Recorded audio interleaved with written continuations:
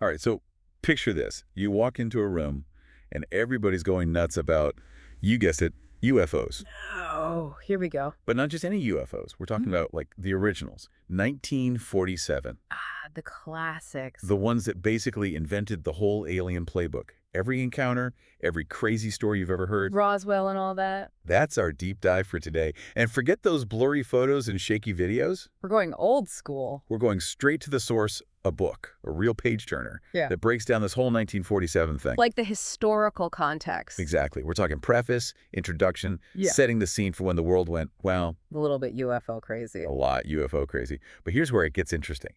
The book, it connects this whole thing to Mars. Mars. Yeah, Mars. Like, turns out 1947 wasn't the first time Martians were the talk of the town. Hold on. So before Little Green Men, it was Little Red Men. You got it. So, expert, what was it about Mars that had everyone seeing red, so to speak? Okay, so get this. For decades before 47, Mars was like the Beyonce of the solar system. Beyonce. Okay, maybe not Beyonce.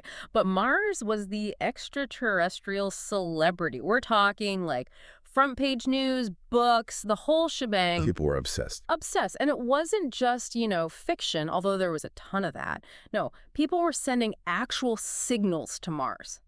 We're like trying to get their attention. Exactly. Like, hey, Martians, you up? They were flashing lights, sending radio waves, you name it. Hold up. They were sending radio waves to Mars back then. Like before we even had color TV. Technology was a different beast back then. But yeah, they were serious. One guy, Nikola Tesla. Wait, the Nikola Tesla, the inventor dude. The one and only. He built this massive tower, right? Specifically to transmit these super powerful radio waves to Mars. No way. What, like he was trying to call them on a giant space phone? Basically, he was convinced he could chat with Martians. That's how real this Mars mania was. That's wild. Okay, so picture this. It's 1947. The world's still kind of shaky from World War II, right? Recovering, rebuilding. New technologies popping up left and right. It's like the future just arrived. And nobody knew what to expect. Right. And on top of all that, the book, it really emphasizes this point. There's this huge cloud of, like, suspicion hanging over everything. Because of the atomic bomb. Exactly. Yeah. The bomb was this massive secret. It's like, and suddenly it's like, boom, the world realizes, hey, governments can keep secrets, big secrets. And that changes everything. Totally. So people are primed for a mystery, right? They're looking for answers, and then boom, Kenneth Arnold. The pilot, right. Yeah, Kenneth Arnold, this respected pilot, he sees those 9 shiny whatchamacallits flying around Mount Rainier. And I don't mean some fuzzy lights in the sky. He knew what he was looking at. He was a pilot. He knew planes. He knew speed. He knew the sky. And whatever he saw, it wasn't anything he'd ever seen before. And that's the thing. The book really highlights how important Arnold's background was. Because back then, pilots, they weren't just pilots. They were like these legendary figures. Yeah, like astronauts almost. Exactly. There were symbols of skill, bravery, all that. So when a pilot says, hey, I saw something impossible, people listened. They really listened, Mm-hmm. especially when he's talking about these objects moving at speeds that, like, physics should have forbidden. Right? Like breaking all the rules. So people were like, whoa, hold up. If a pilot says it's weird, it's got to be weird. It was like he was saying, hey, I just saw a car driving sideways on the highway. You'd be freaked out too. Totally. And get this, this wasn't just some small town gossip. The book talks about how Arnold's story, it just blew up. Made headlines everywhere. Everywhere. And then it's like his sighting gave everyone else permission to talk about what they'd seen. Because if a pilot could see something strange... Then anyone could. Exactly. And boy, did they ever. The book goes into detail about how thousands, literally thousands of similar reports started pouring in from all over the world. It wasn't just America, it was global. So we've got this perfect storm brewing. A world on edge, new tech blurring the lines, and a pilot telling everyone about impossible flying things. And what's the first thing that pops into everyone's heads? Martians. It's like all those years of stories, all those signals into space. All that Mars meaning. It all came rushing back. But here's where it gets even wilder. The book, it doesn't just focus on who saw the UFOs. It digs into the how. Like, how did this whole thing become such a big deal? Good question. And the answer, newspapers. Newspapers apparently were kind of a big deal back then. Just a tad. You think with the World War just ending, they'd have bigger fish to fry than some lights in the sky, right? Yeah. You'd think so, right? Yeah. But no, the book, it's like it paints this picture. Open your newspaper right alongside, like, rebuilding efforts and peace talks. The serious stuff. Exactly. And bam, There it is, a headline screaming about flying saucers. Get out. They really put these stories on the front page. Front and center. It's wild. The book even compares the amount of UFO coverage to, get this, VJ Day. No way. The end of World War II. Yep. Think about it. 2 years after the biggest war ever, we're fighting Martians in the headlines. Like the world needed a new enemy. Right. Like we traded in Nazis for Martians. The ultimate sequel. But, okay, what's really mind-blowing is how this whole thing went global. Like, it wasn't just folks in America seeing saucers. Oh, it's worldwide. Worldwide. How did that even happen back then? No internet, no Twitter to spread the rumors. That's what makes it so fascinating. The source emphasizes that this was the first truly global news story of its kind. Think about it. No internet, no instant communication. Yet somehow, the news of Arnold's sighting and everything that followed it spread like wildfire across the globe. It's kind of poetic when you think about it. Even before the internet, a good story could still bring the world together. Absolutely. But okay, to be fair, it wasn't all Martians are invading. The book mentions that not everyone was jumping on the alien bandwagon. Really? So some people are like, hold on, maybe those aren't flying saucers. Exactly. The book, it points out this whole undercurrent of skepticism, even amidst all the craziness. Some folks are like, maybe it's just a weather balloon or, a weird cloud. Sensible people. Right. Or they'd say, maybe it's some secret government project. Which, let's be honest, wasn't that far-fetched an idea back then? Exactly. And then, of course, you couldn't talk about 1947 without mentioning The Nazis. Don't tell me. They were behind the UFOs too, right? Well, not exactly. But the book, it does go into this whole post-war obsession with Nazi wonder weapons. Remember, this is right after the war, and people are just finding out about all the crazy stuff the Nazis were working on. Jet planes, rockets, the works. Exactly. So naturally, the rumor mill starts churning. People were convinced the Nazis had all these secret weapons stashed away, ready to unleash on the world. So basically, we replaced one fear with another. Gone were the Nazis, in came the Martians. It's like trading one villain for another in a comic book.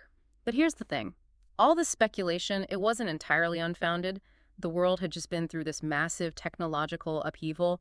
Radar, jet engines, the atomic bomb, things that would have seemed impossible just a few years earlier were now reality. So you're saying people were primed to believe in the unbelievable? Exactly. The lines between science fiction and reality, they were blurred. And that's what makes 1947 so fascinating. It wasn't just about objects in the sky. It was about how we make sense of the world when it suddenly seems a lot bigger, a lot stranger than we ever imagined. Okay, but here's the thing that really gets me, and the source really drives this point home. It wasn't just everyday folks seeing these things. It was pilots. Up in the air, in their cockpits, reporting UFOs. Pilots seeing UFOs, not just some lights in the distance, but like up close and personal. That changes everything, right? It really does. And we're not talking about a couple of isolated incidents here. The book mentions something like 70 documented cases of pilots from all over the world reporting these encounters. 70. And get this, these weren't just fleeting glimpses, something zipping by in the distance. We're talking experienced pilots, both civilian and military, describing objects performing maneuvers that, defied all logic. Like what kind of maneuvers are we talking about? Well, think sudden changes in direction, speeds that shouldn't be possible. Like something out of a movie. Almost. They were seeing things that just didn't make sense aerodynamically speaking. And that's what makes these pilot sightings so compelling. Because these were trained professionals. Exactly. The book, it stresses how these weren't just regular folks misinterpreting things. These were people whose job it was to understand the sky, to know what was up there. And they were seeing things they couldn't explain. It's one thing to have people on the ground report something strange, but when you have pilots in the air seeing these things firsthand, it adds a whole other layer of credibility to the whole 1947 mystery. It's like you can't just dismiss it as, oh, they didn't know what they were looking at. It really makes you wonder what those pilots must have thought, seeing these things up close, to be up there in the sky and to witness something that challenges everything you thought you knew about flight, about technology. It's no wonder these sightings had such a profound impact. It's like suddenly the sky wasn't so familiar anymore. It was this vast, unknown space where anything seemed possible. So let's put it all together. A world still haunted by war, the rise of incredible new technologies, this enduring fascination with Mars, and now pilots telling everyone about these mind-blowing encounters in the sky. It's no wonder 1947 became, like, the year of the UFO. It's the perfect recipe for a cultural phenomenon. It's like all these different elements collided at just the right moment, creating this perfect storm of fascination and fear. And probably a good dose of excitement too, right? I mean, who doesn't love a good mystery, especially one that seems to defy explanation? Absolutely. It's the unknown that draws us in. And I think that's one of the big takeaways from this deep dive. It's tempting to get caught up in trying to find that one definitive answer, you know? Like, what were the UFOs? Where did they come from? Exactly. But the book, it cautions against that. It's not about finding that one smoking gun, that one piece of evidence that explains everything, because the truth is, there's probably not a single answer. It's more about understanding the bigger picture, the historical context, the cultural anxieties, the technological advancements.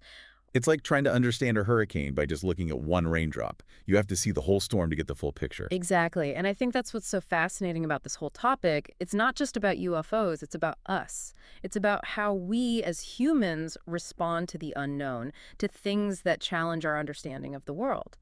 And more importantly, it's about how those responses, those narratives that we create, can shape our understanding of not just the past, but the present and the future too. So what you're saying is maybe the real question isn't what were the UFOs, but what did they represent to the people who saw them? Exactly. What did they symbolize? What hopes, fears, anxieties did they tap into? Because those answers, those are the keys to unlocking the real mystery of 1947.